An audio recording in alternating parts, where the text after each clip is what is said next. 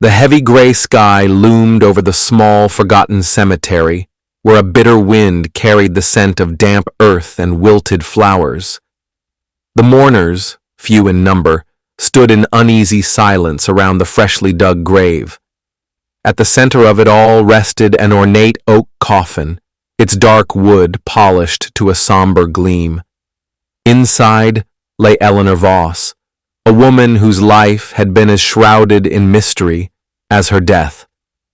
Eleanor had been a recluse, living in the old Victorian house at the edge of town, the one children dared each other to approach but never did. Whispers clung to her name, even in death. Stories of strange lights in her windows at midnight, of figures seen moving behind the curtains when no one should have been home. Some said she spoke to things that weren't there, and others swore they'd heard her chanting in a language that slithered like a serpent's hiss. The priest, an aging man with trembling hands, recited the final prayers, his voice barely rising above the wind. His eyes flickered toward the coffin more than once, as if expecting or fearing something. The handful of attendees shifted uncomfortably, their gazes darting between the grave and the surrounding trees, where the shadows seemed to press in closer than they should. Then, just as the coffin was being lowered into the earth, a sound cut through the silence. A faint but unmistakable scratch from inside. The priest paused mid-sentence, his breath catching. A pallbearer froze, his grip tightening on the rope. Then, as quickly as it had come, the noise stopped. The night swallowed the cemetery whole, leaving only the feeble glow of a crescent moon to cut through the thick fog. Thomas, the groundskeeper, trudged along the gravel path, his boots crunching softly against the stones. He had worked these grounds for 20 years and had never feared the dead until tonight. Something felt wrong. It started as a whisper in the wind, a sound that didn't belong. He paused near Eleanor Voss's fresh grave, the soil still loose, the wreaths of flowers already wilting. Then he heard it, a muffled thud, like a fist striking wood from deep underground. His breath hitched. He told himself it was a rabbit, a stray dog, anything but what his gut screamed it was. Then it came again. Thump, thump, thump, slow, deliberate, rhythmic. Thomas's flashlight trembled in his grip as he swept the beam over the grave. The dirt shifted. Not much, just a slight ripple, like something beneath was turning over. His throat went dry. He took a step closer, his shadow stretching long and thin across the disturbed earth. Hell no, he muttered, backing away. This wasn't his business. The dead were supposed to stay dead. But then, a sound that stopped him cold. A long, drawn-out scrape, like nails dragging down a coffin lid. Thomas bolted. He didn't stop running until he reached the old shed where he kept his tools, hands shaking as he fumbled for his phone. The sheriff's office would think he was drunk or crazy, but he didn't care. Deputy Harris arrived 20 minutes later, his expression caught between annoyance and amusement. "You sure it wasn't just a possum, Tom?" he asked, shining his own light over the grave.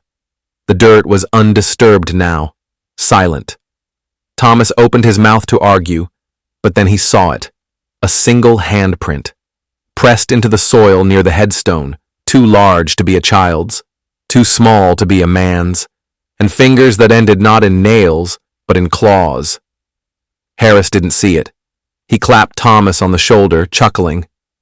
"Get some sleep, old-timer. Graves don't move." But as the deputy's taillights faded into the night, Thomas stared at the grave one last time, and the dirt moved again. The morning air was thick with the scent of wet earth and decay as a small crowd gathered around Eleanor Voss's grave. The sheriff had tried to refuse Margaret's demands, but the wild terror in her eyes had worn him down. "She wasn't dead when you buried her," Margaret had whispered, her voice breaking. I heard her screaming in my dreams. Now the grave diggers worked in uneasy silence, their shovels biting into the damp soil. Each thud of metal against dirt sent a ripple of tension through the onlookers. Thomas stood back, arms crossed, his face pale. He hadn't slept. He kept seeing that handprint in his mind, the way the fingers curled, the unnatural sharpness of the marks left behind. The first glimpse of the coffin sent a murmur through the crowd. The wood was pristine, no scratches, no cracks, nothing to suggest anything had tried to get out. But when the sheriff pried open the lid, the stench that rolled out was wrong. Not the sweet, sick smell of decay, but something fouler, like spoiled meat and burnt sulfur. And then they saw Eleanor. Her body lay perfectly still, her hands folded over her chest. But her fingers, God, her fingers were torn and bloody, the nails ripped down to the quick. The inside of the coffin lid was gouged with deep, frantic scratches, as if something had clawed at it for hours. Margaret let out a choked sob. I told you, she whispered. I told you she was alive. The sheriff swallowed hard, reaching in to check for a pulse he knew wouldn't be there. But as his fingers brushed Eleanor's wrist, her eyes snapped open. Not the glassy stare of a corpse, but aware, alive, burning with something that wasn't human. The crowd erupted into screams as Eleanor's body jerked violently, her mouth stretching wide in a silent scream. A thick, black liquid oozed from her lips, bubbling like tar. The sheriff stumbled back, fumbling for his gun, but before he could draw, something moved inside Eleanor's throat. A wet, writhing sound filled the air as a slick, worm-like creature forced its way out of her mouth, its segmented body glistening in the morning light. It hit the ground with a wet slap, then twisted toward the nearest person. Margaret. Chaos erupted. The sheriff shouted orders no one listened to. The gravediggers ran. Thomas stood frozen, watching as the thing that had been inside Eleanor stretched, testing its new form. And then, in the blink of an eye, it was gone, vanished into the grass. But the worst part? Eleanor's body was still moving. The world seemed to hold its breath as Eleanor Voss's corpse arched violently upward, her spine bending at an impossible angle. The black ichor dripping from her mouth formed a grotesque umbilical cord between her and the squirming creature now slithering through the grass. For one terrible moment, the mourners stood paralyzed, caught between the human instinct to help and the primal urge to run. Then Eleanor spoke, not in her own voice, but in something layered, a chorus of whispers that slithered from her throat like serpents. You should not have opened the door. Margaret stumbled back, her hands flying to her mouth. The sheriff's pistol shook as he raised it, but before he could fire, Eleanor's body twitched again, this time in seizure-like spasms, her jaw unhinged with a sickening crack widening further than any human mouth should. From the dark cavern of her throat, more of those slick, worm-like creatures began to emerge, their glistening bodies coiling over each other in a squirming mass. One of the gravediggers vomited. Another turned and ran, his screams tearing through the cemetery. The sheriff fired. The bullet tore through Eleanor's forehead, snapping her head back. For a heartbeat, everything went still. Then the corpse laughed. It was a wet, gurgling sound, bubbling up through the blood and black ooze. The wound in her head did not bleed. Instead, the edges of the bullet hole rippled, as if something beneath her skin were rearranging itself. The creatures that had crawled from her mouth now moved with purpose, slithering toward the fleeing mourners with terrifying speed. Thomas, still frozen in horror, watched as one of the worms lunged at Margaret, only for Eleanor's hand to snap out like a viper, catching it mid-air. Her fingers, broken and twisted, absorbed the creature back into her flesh.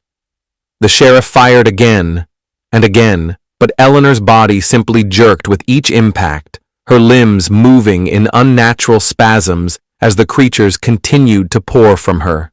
Then, with a final, shuddering gasp, Eleanor's corpse collapsed. The worms retreated, slithering back into her mouth, her nose, her ears, vanishing inside her as quickly as they had emerged. Silence fell. The sheriff lowered his gun, his breath ragged. Margaret was sobbing. Thomas took a hesitant step forward, his eyes locked on Eleanor's body. Her chest rose. She took a breath, and then her eyes, now entirely black, opened once more. The air in the cemetery chapel hung thick with the scent of old hymnals and candle wax gone rancid. Sheriff Hayes's hands trembled around a mug of coffee gone cold hours ago.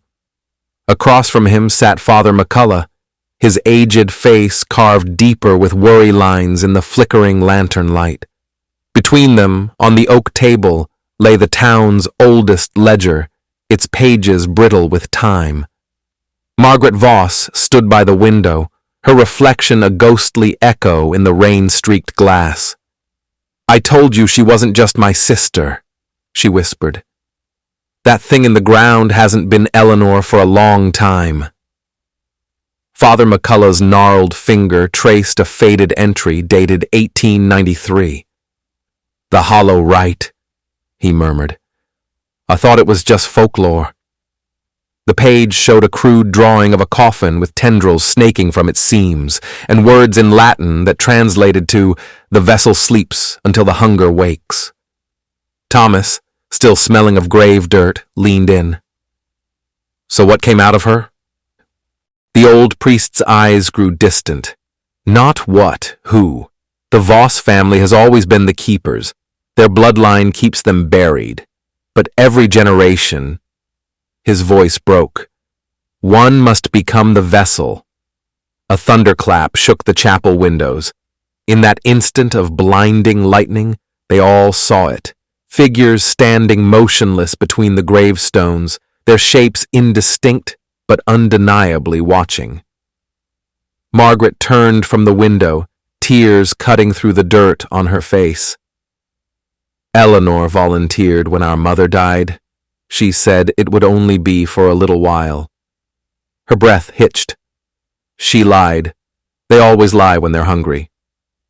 Sheriff Hayes stood abruptly, his chair screeching against the floorboards. "So we burn it. We burn it all."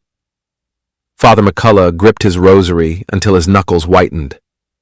"You don't understand. That coffin isn't Eleanor's prison." He met each of their eyes in turn. "It's ours." Outside, the first gravestone toppled with a sound like breaking bones. Thanks for watching.